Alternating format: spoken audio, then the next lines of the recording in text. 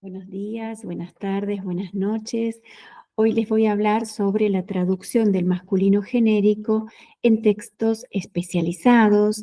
Este trabajo tiene como tema de investigación las traducciones que ante un discurso que usa el masculino genérico recuperan o no ese uso. También me voy a centrar en el etos del traductor en ambos tipos de traducciones.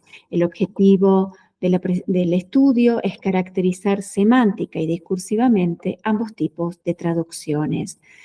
Para llevar a cabo el trabajo he conformado un texto un corpus de textos traducidos, textos relativos al área de la técnica o de la tecnología, que están traducidos del italiano al español por 14 estudiantes de la materia traducción técnica del Traductorado Público Nacional de Italiano de la Facultad de Lenguas de la Universidad Nacional de Córdoba.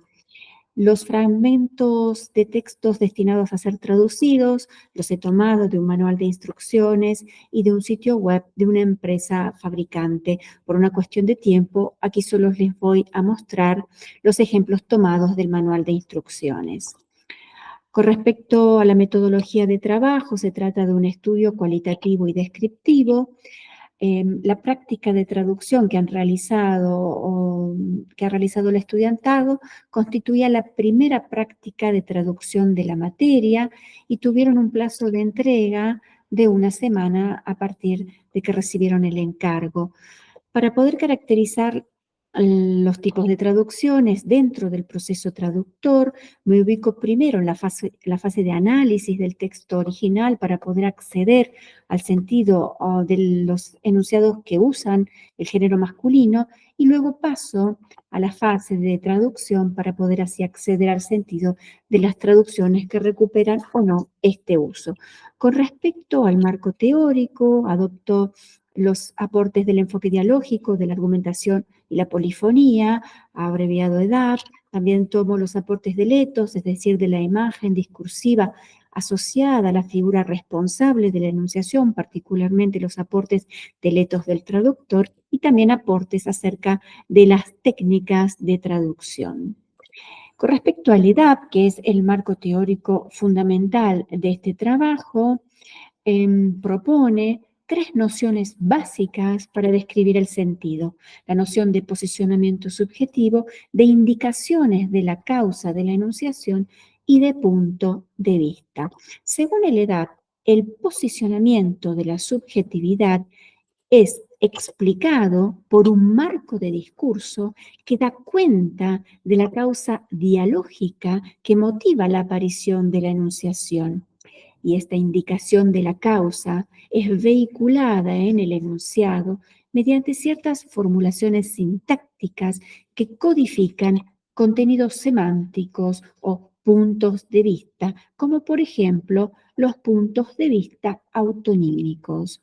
Los puntos de vista autonímicos son contenidos semánticos que se encuentran codificados en ciertas formulaciones sintácticas, como por ejemplo las enunciaciones con morfema E, que han sido estudiadas dentro del EDAP, y estos contenidos semánticos materializan un retorno reflexivo del decir sobre sí mismo. Con respecto al análisis de los casos, hemos detectado que ante una misma enunciación original con uso del masculino genérico, por ejemplo en l'installatore, las traducciones recuperan ese uso del masculino genérico con, por ejemplo, el instalador o el técnico instalador, o no recuperan ese uso y presentan otra forma respecto al original, como por ejemplo la instalación o su instalación. Del grupo de 14 traducciones estudiadas, 11 pertenecen al primer grupo y 3 al segundo grupo. Veamos primero el uso del masculino genérico en el original, en l'installatore. Este uso del masculino, según proponemos, puede entenderse como una alusión al interdiscurso que nos habita, una alusión a los discursos de la norma que nos dicen que el género masculino es genérico a pesar de que es masculino. Y esto puede formularse en términos argumentativos como masculino, sin embargo, genérico. Además, el uso del masculino en l'installatore también alude a los discursos sociales sobre roles de géneros en los que un trabajo de tipo técnico se asocia exclusivamente a un trabajo masculino. Dicho esto en términos argumentativos, podemos formularlo como trabajo técnico, por lo tanto, exclusivamente masculino. Si pasamos a las traducciones que recuperan este uso del masculino genérico en el instalador, podemos decir que aquí lo que se produce es una recuperación de la alusión al interdiscurso. Aquí las traducciones recuperan la alusión al discurso de la norma académica en lengua meta, y también la alusión al discurso sobre roles de género, que en este caso será con respecto a la cultura meta. El uso del masculino genérico nos hace ver el surgimiento de una subjetividad que se homologa con los discursos de la norma académica o social, para los que instalar una automatización, en este caso, es exclusivamente cosa de hombres. Y así se construye en la enunciación una subjetividad que tiene presente un destinatario de las advertencias y las instrucciones, hombre. La naturalidad con que los discursos normativos y sociales resuenan alusivamente en el uso del masculino genérico está vinculada a la configuración en la traducción de un etos del traductor en formación que se ubica en un único género y que queda representado como una imagen, como un ser conectado con los discursos paradigmáticos en las áreas de la tecnología.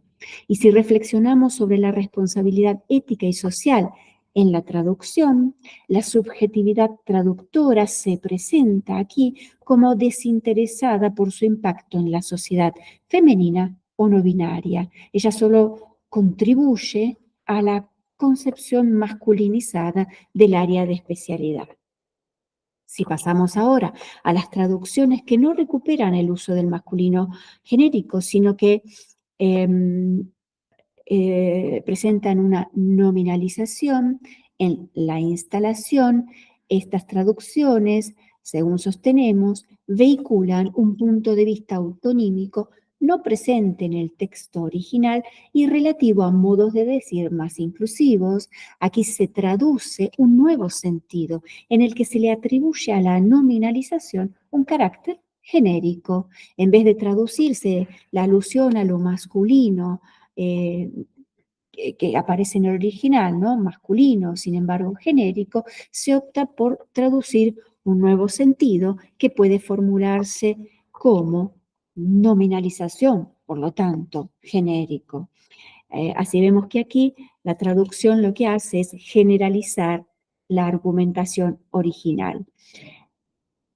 También en esta traducción, en vez de traducirse la argumentación original que alude a los roles de género, ¿no? Trabajo técnico, por lo tanto exclusivamente masculino, se opta por una traducción más amplia, que en realidad lo que hace desde un punto de vista de la teoría de los bloques semánticos es una conversión de esta argumentación, es decir, se cambia el conector, por lo tanto, por un conector, sin embargo, seguido de negación, y entonces se traduce, en vez de trabajo técnico, por lo tanto, exclusivamente masculino, trabajo técnico, sin embargo, no exclusivamente masculino, y así se realiza una conversión argumentativa.